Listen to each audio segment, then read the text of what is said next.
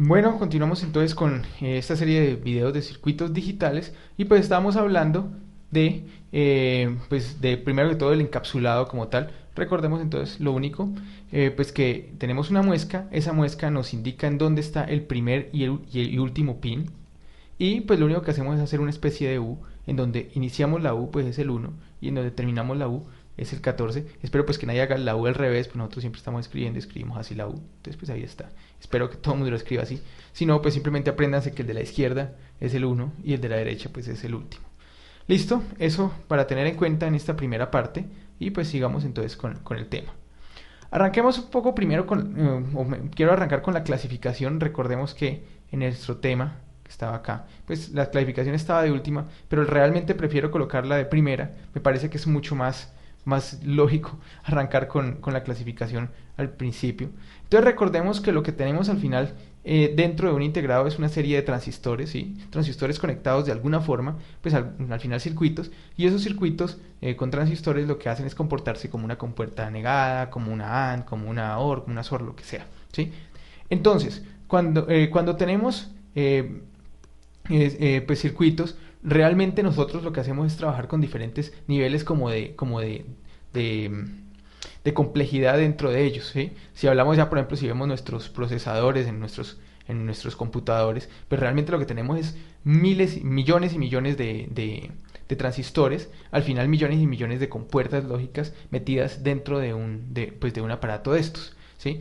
Mientras que si vemos pues nuestros primeros integrados, los que vamos a utilizar en este curso, pues son integrados que tienen una serie de compuertas lógicas pero muy pequeñas, o sea pocas, ¿sí? Al final pues solo tienen 10 5 4 no sé, 8 cosas de estas, pero son pocas compuertas lógicas, al final pocos transistores también, ¿sí? Entonces tenemos diferentes como niveles de integración, ¿sí? O niveles de compresión pues, de transistores, al final también de compuertas. Entonces, si tenemos una integración muy pequeña, ¿sí? O sea, lo que les digo, menos de 12, pues hablamos de SSI, ¿sí? O sea, muy pequeña, demasiado pequeña, o sea, una integración realmente pequeña de compuertas al final de transistores. Existe otra que es ya un poco más media, que es MSI, ¿sí? Este S por si acaso es de small, ¿sí? Integración a gran escala, ¿sí? Aunque pues, estos números están empezando a cambiar, sobre todo pues con la introducción de la nanotecnología. La nanotecnología está haciendo pues que ya tengamos, no, o sea, que nuestros procesadores realmente no sean lo más que hay, sino que ya casi que tenemos computadores enteros dentro de un solo procesador no sé, de un cuarto de pulgada por un cuarto de pulgada ya podría tener millones y millones de transistores y al final casi que ser un computador entero, pero bueno, entonces por el momento no interesa. Vuelvo y digo, integración en gran escala, pues de 100 a 10.000, ¿sí? Estos números cambian un poco, no son pues una camisa así, o sea, depende un poco de cómo pasa el tiempo. En este momento estos números sí están aumentando por lo que les digo, ¿sí? Integración de muy alta escala, ¿sí? Ya estamos hablando de cerca de 100.000 compuertas o pues hablando en transistores podemos estar hablando de millones de transistores. Y integración a ultra alta escala, pues ya estamos hablando de más de 100.000 compuertas. Al final, si hablamos en transistores, pues hablamos de unos cuantos cientos de millones de transistores. O sea que son números bastante grandes de transistores metidos dentro de un pequeño integrado, ¿sí? Lo que les digo, esto está cambiando, pues esta información es relativamente antigua, pero esto cambia día a día y pues más en estos últimos tiempos, lo que les digo, ha aumentado bastantísimo el nivel de integración. Ya se están colocando computadores enteros dentro de pues un solo chip.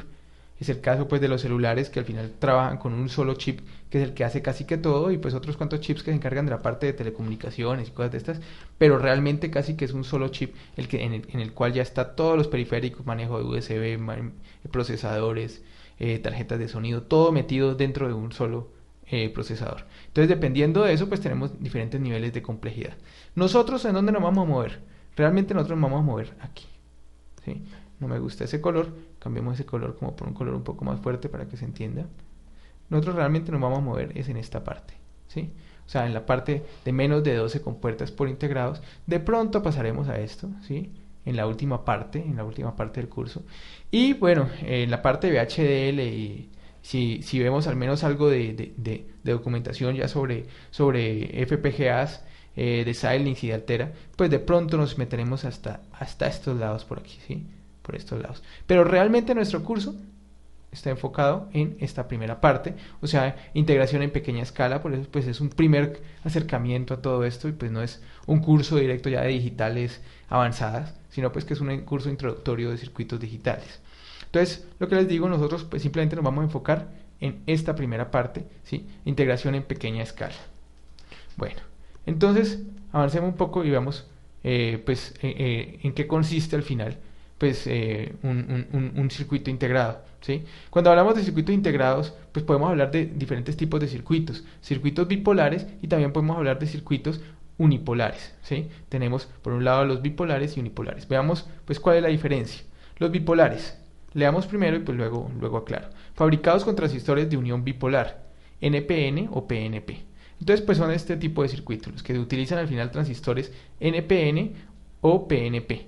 No tiene que ser que todos sean transistores NPN o PNP, sino que en su mayoría lo sean, ¿sí? Vamos a ver después que hay familias que utilizan casi que todo es con ese tipo de transistores. Entonces cuando tenemos este tipo de transistores, pues lo que decimos es que estamos utilizando transistores bipolares. Los que ya han visto pues electrónica básica pues entienden de qué estamos hablando, y pues que estos son transistores pues al final de unión bipolar, ¿sí? Bipolar pues por esto NPN, ¿sí? Entonces pues simplemente cuando tenemos circuitos que están formados por este tipo de transistores, decimos que los circuitos son bipolares. No hay nada más que agregar ahí, ¿sí? Y por otro lado están los unipolares, ¿sí? Son circuitos pues que utilizan transistores unipolares de efecto de campo, o sea al final MOSFET, de canal P o N, ¿sí? Entonces, ¿qué transistores no? ¿Qué circuitos son estos? Pues los que utilizan, lo que les digo, simplemente MOSFET, ¿sí? Como los que están aquí, no me está rayando, rayamos acá, como estos que están aquí, ¿sí? Entonces, cuando tenemos circuitos que utilizan este tipo de transistores, decimos que los circuitos son unipolares, ¿sí? Al principio, lo que más se utilizaba, pues era esto, ¿sí? Lo que más se utilizaba, pues era esto de acá. Mientras que, pues a lo largo ha ido pasando el tiempo, y lo que está empezando a primar es esto, ¿sí? No quiere decir pues que esto ya sea lo único que se utiliza, sigue dominando de todos modos esta parte, pero vamos a ver que dependiendo de las tecnologías, pues esto está empezando, o sea, este tipo de circuitos unipolares pues están empezando a tomar fuerza, sobre todo porque son más sencillos. Si observamos pues con los transistores bipolares, pues toca tener resistencia y toca tener una serie, bastantes transistores para poder sobre todo compensar la parte de impedancias, lo que les decía, mientras que como estos transistores, los transistores unipolares, pues lo que tienen es casi que una separación física en su fabricación, y lo que utilizan es pues simplemente un efecto del campo electromagnético acá, ¿sí? Pues campo eléctrico, perdón, en este caso. Lo que tendríamos pues es pues que la entrada está totalmente aislada de la salida, y fuera de eso la impedancia pues solo se modifica con las características de estos transistores, por lo que pues es mucho más sencillo trabajar con ellos, ¿sí? Bueno, entonces estos son los dos tipos de circuitos que se pueden desarrollar. No son los únicos por si acaso, pero pues son los dos que vamos a ver en nuestro curso. Entonces, veamos un poco de verdad, volvamos a tomar estos circuitos y veamos la diferencia. Aquí ya estamos entrando a las familias, ¿sí? Esto no me raya otra vez, familias. Estas son las familias, ¿sí? Estamos entrando a las familias. Entonces, ¿qué familias lógicas vamos a ver? Están dos, TTL y CMOS, ¿sí? Cada una pues tiene sus características. TTL es una familia que utiliza casi siempre transistores NPN o PNP, ¿sí? Por ejemplo, este circuito de acá es un circuito negador, por si acaso, ¿sí? Entonces esto equivale a tener esto, ¿sí? Es un circuito negador montado desde el punto de vista TTL. Observemos pues que tenemos transistores pues NPN y PNP, ¿sí? En este caso pues tenemos puros NPN, ¿sí? Pero pues no tiene que ser así, pues se puede hacer PNP también, ¿sí? Pero pues simplemente TTL lo que hace es utilizar este tipo de transistores, casi siempre. Vamos a ver que CMOS también está utilizando pues algo de la tecnología de TTL, ahora último, pero pues de todos modos en el principio TTL lo que hacía era utilizar pues solo transistores bipolares, ¿sí? Mientras que CMOS lo que hace es utilizar transistores unipolares o transistores al final, pues, por estos MOSFET que están aquí. Este también es el mismo circuito negador, ¿sí? Pero hecho en CMOS, perdón, ¿sí?